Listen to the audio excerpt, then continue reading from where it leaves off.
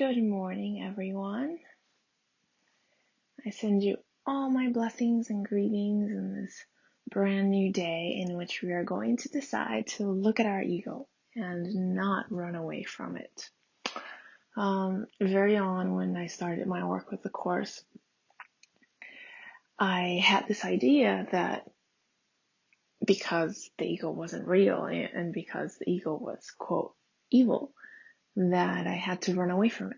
And so unfortunately, the very few years of my training with the course were spent in this kind of unworthy form of denial, in the sense that I continued to run away from it, and I would use the Holy Spirit to just like appease the ego in a way and to get some comfort.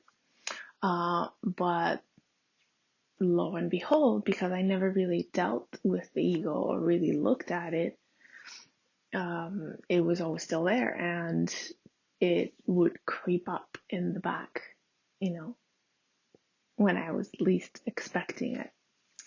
So, as the years have progressed and I have, my understanding of the course is a lot deeper, I have learned that the one thing that you don't want to do is not look at your ego.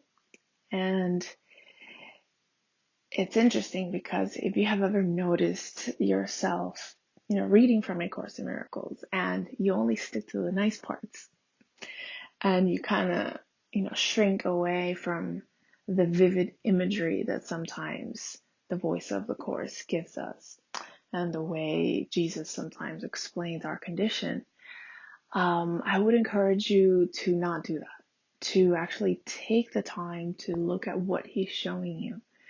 Because unless we're willing to look at the ego for what it is without trying to make it look like a nice thing, we won't really be motivated to make another decision with the Holy Spirit. And the most important part there is that when you run away from something, you make it real. The ego is only powered by our belief in it, and essentially there's nothing wrong with the ego. But what is missing is that we have not withdrawn our belief from it, our identification with it. And that's the part that needs to be changed. And the only way that that can be changed is if I look at my ego with the Holy Spirit. There is a beautiful passage that just struck me when I first read it in the course, that it said something along the lines of, your job is not to seek for love. Your job is to seek and find everything that is a barrier to it. And that was like, wow. And essentially, the course, even in the very beginning, it tells you this cannot teach you love because love cannot be taught. But its aim is to remove all the obstacles that you have placed in the way of love. And how else are you going to do that unless you look at the blocks? So in a practical sense, the idea of this is when you feel these ego attacks, the anxiety, the anger, that you sit with it and you look at it with the Holy Spirit, that you see your attacks maybe to others, to yourself, and you look at that. And you look at the insanity of that, the murderous nature of it, how vicious it is, and how much, even though it's apparently taking you to a victory over something else, it really screams of pain inside. And the benefit of that is that the more that you do that with the Holy Spirit, the more that you're able to look at your ego without fear, the less you will be identified with it. The ego is not going to change. The ego is a piece of duality and will always be a piece of duality until we completely withdraw our identification with it and ultimately we return back to God. But as we remain here, being ego-free is not a reasonable goal. A very reasonable goal, and which is what the Course really wants us to do, is to be able to look at our ego and realize how meaningless it really is, how insane it really is. It's to make us aware of how disgusted we really are by it, and for us to make another choice with the Holy Spirit. And this to me has been an amazing turning point in my work, in my spiritual growth, in my work with the Course, and in my entire life altogether, because I always felt like I was running away and I could never keep up with myself. And the moment I got this, and partly it was a lot of studying the Course and using Ken Wapnick's material to further explain it, that was like, whoa, like something just clicked in my mind, and I was like, oh my God, I have to stop resisting my ego. I have to just be able to watch it. And if you're more interested in this topic, there is a workshop that is the one where you will, well, there's probably more, but at least the ones that I've seen, where he really goes into depth about this. And it's called The End of Our Resistance to Love. And you can get it off of let's see, it's foundationforacourseinmiracles.com, but it's just the letter, so it's FACIM.com, and in the book section you will find that book. You can download it or buy it as a paperback, I believe. It is also in YouTube as a Spanish translation, in case you want to hear it like that and you understand Spanish. So yeah, that has been a real big turning point, and I feel so grateful. So grateful, because I had not realized how much power I was actually giving my ego by running away from it and just not being able to recognize its meaninglessness. So there's something that Ken Wapnick said in that talk that struck me, and it was like, wow, I like that. He said, and it's actually very funny, he said, if you wake up one day and you feel like everything is amazing and you've forgiven the entire world, there may be something wrong. You may be in denial.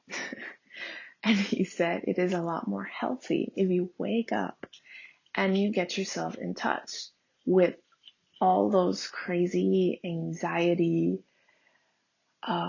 incessant desperation feelings that most of us wake up with, and look at them. And then from there, you can make another choice with the Holy Spirit. But it's like you have to look at it first. Because ultimately, what we're doing in the depth of it is we're running away from our guilt. We never want to look at the ego, because the ego never wants us to look at the guilt that underlies it. And it is the guilt from the separation from God, which occurred before the beginning of time and before the whole universe of time and space appeared. But that guilt is so veiled in our minds so that we remain faithful to the ego. And it is only behind that guilt where the love of God lies. So if we run away from looking at it, we will never get to the love that's behind. And our experience of love will just be an experience that is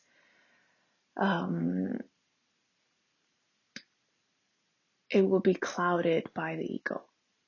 Obviously the ego has a version of what love is, and that's the special relationship and the love-hate relationship. And it may feel to us as love because it's the only thing that we know, but it's not love. And so really being able to look at the guilt, looking at the nature of the ego within ourselves, and wanting to make a different choice is what actually opens the door for us to go beyond it and really feel the love of God, right? But that process has to be done first. And, forgiveness looks and waits and judges not. I think I'm saying it correctly, but it looks, right? And that's a very important piece. It looks at it. It looks at the devastation. The miracle looks on devastation and reminds the mind that it is not true. But it doesn't look on love. It doesn't look at all the wonders. It looks at the devastation of the world. Even on the surface, if our lives are good, it is very easy to get in touch with that sense of, oh my God, one day this is just going to collapse. So there's always an underlying fear that goes on in our lives and we're not in touch with it. And being able to look at that fear is being able to look at our ego. And so I wanted to read to you this passage that is beautiful. And I'll talk about it later. Okay. This is from chapter 19, section 4, The Obstacles to Peace. And this is paragraph 11. When anything seems to you to be a source of fear, when any situation strikes you with terror and makes your body tremble, and the cold sweat of fear comes over it, remember it is always for one reason. The ego has perceived it as a symbol of fear, a sign of sin and death. Remember then that neither sign nor symbol, right, whatever it is you're seeing, should be confused with source, with the ego, for they must stand for something other than themselves. So what this is saying is the situation that is apparently causing whatever it is that you're feeling is not the source, right? The ego's interpretation of that situation is not the source of your pain, of your anxiety, or your anger. The ego itself is the cause of it. And ultimately, it's our identification with the ego, which is the cause of it. So, their meaning cannot lie in them, in the symbols.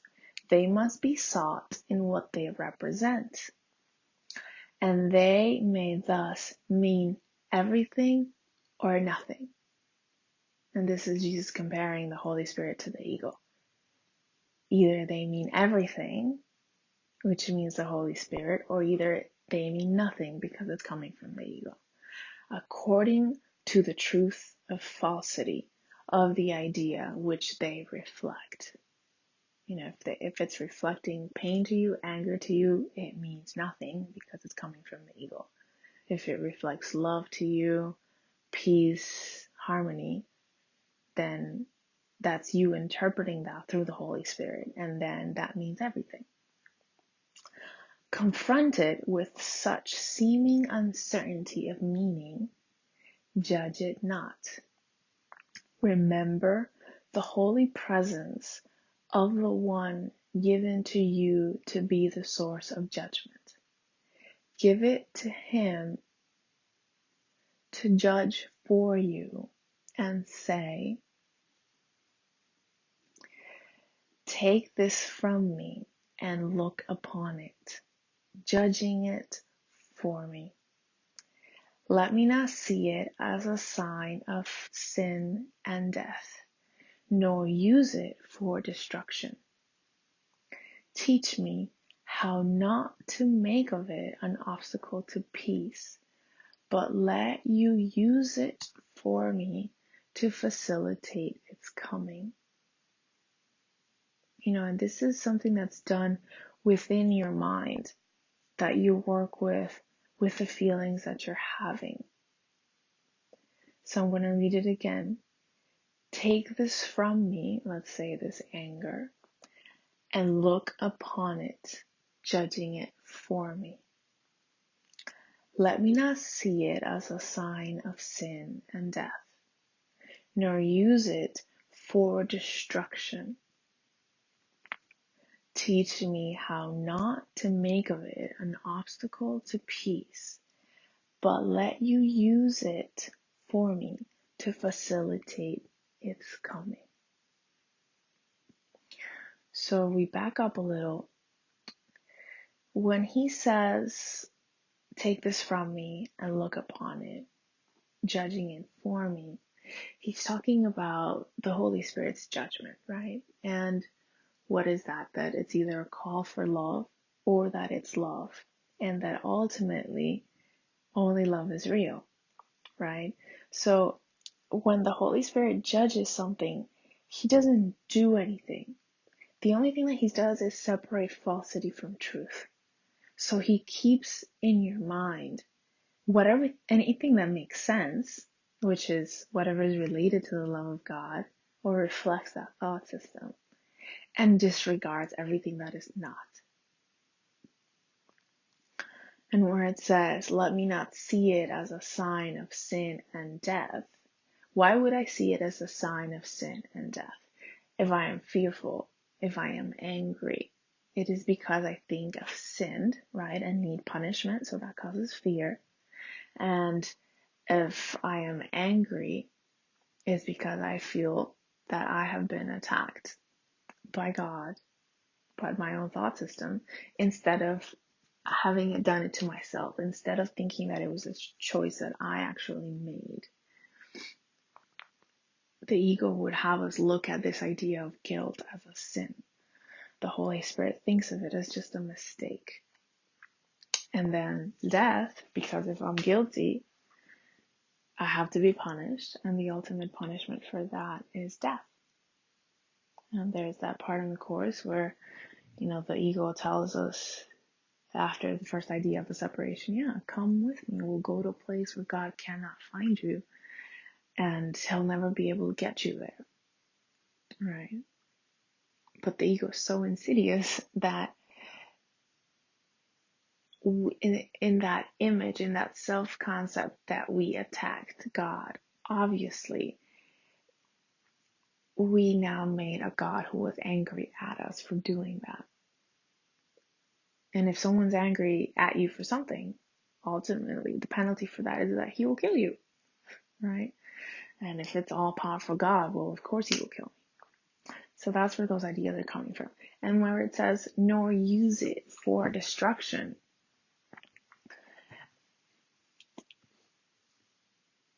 it's like, let me not use this idea to further deepen myself into the guilt, to further self-flagellate or flagellate others for what I don't perceive as being my own problem.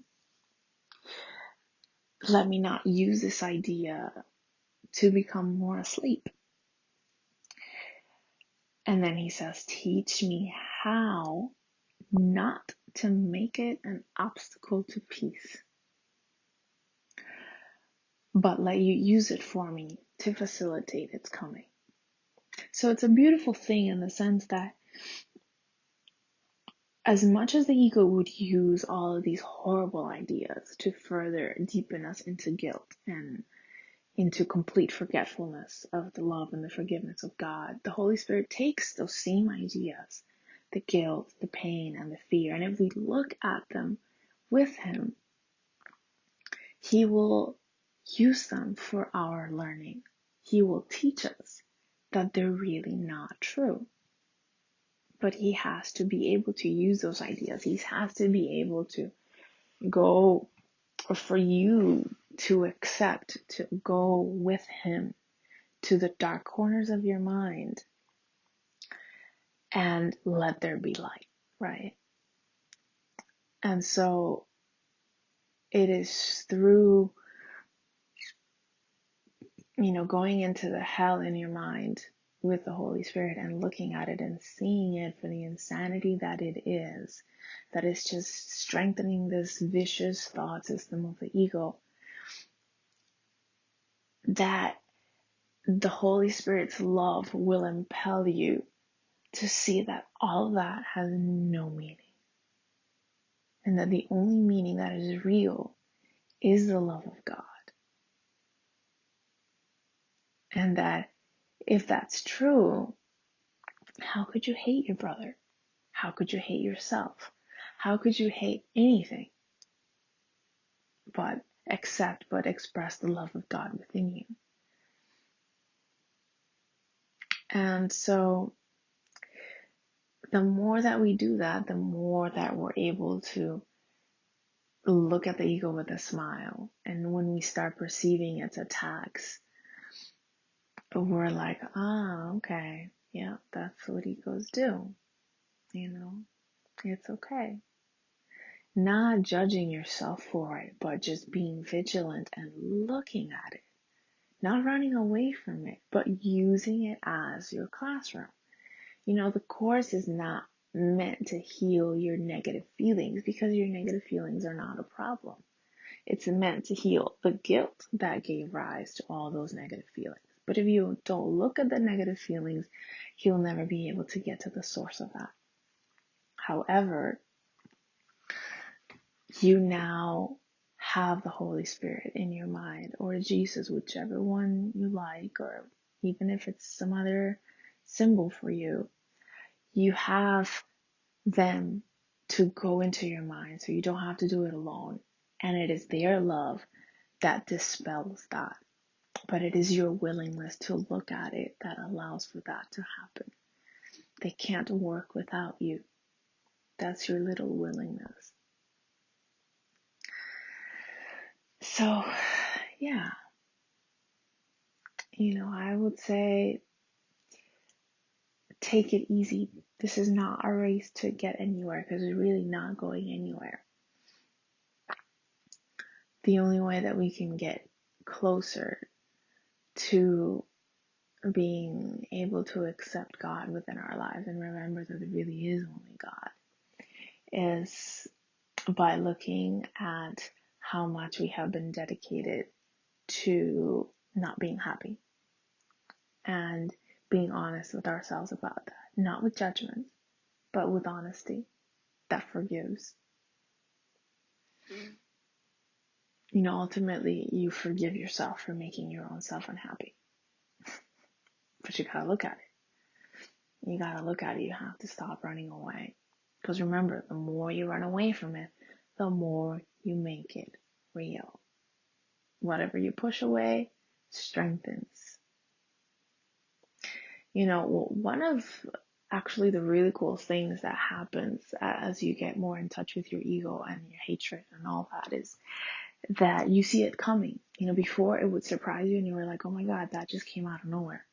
But now you're actually able to not be blindsided by those ego attacks, and you kind of see them coming.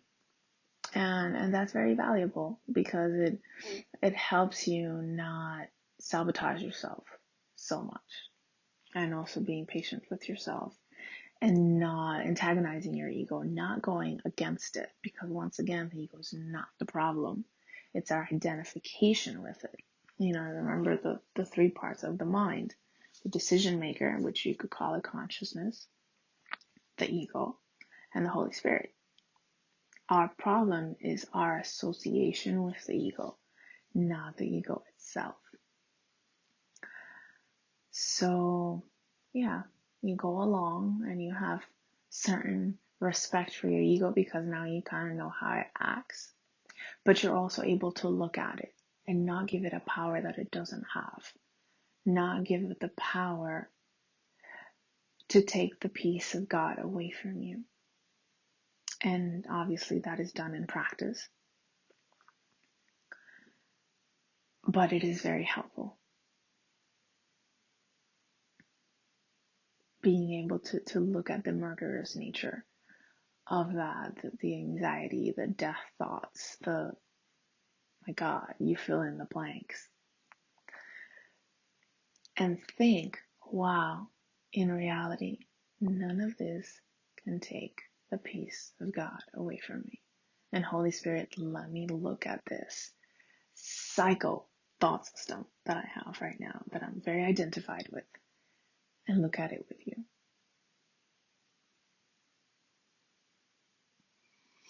So I think that's it for today. Thank you so much for listening in. I have stopped doing so many English sessions because I wasn't really getting a whole lot of feedback on them. I've mainly focused on the Spanish ones. However, if this has been helpful to you, comment on the Spreaker comments or log on to the Facebook page, which is the Frequency of Happiness - Veronica Mejia Barney. You can put comments on there too. And let me know if this has been helpful to you, and I will do my best to continue doing English sessions as I used to do in the past. You can also book personal sessions, cyber sessions, or events under the Facebook page, and send me a personal message under the Messenger tab as well. Thank you. Have a beautiful day. Don't run away from your ego. It's okay. Be with it. Get to know it and get to recognize that it does not have any power over you. That looking at it with the Holy Spirit is the best thing that you can do. And stop resisting it is the best thing that you can do. But just look at it. Look at it. And when you finally see how meaningless it is, how it does not bring you peace at all, or any sense of happiness, or anything like that, then you're like, all right, Holy Spirit, I want to be with you. I want to think like you. So teach me. And that is where we are. I love you. Thank you for listening, and we'll see you next time.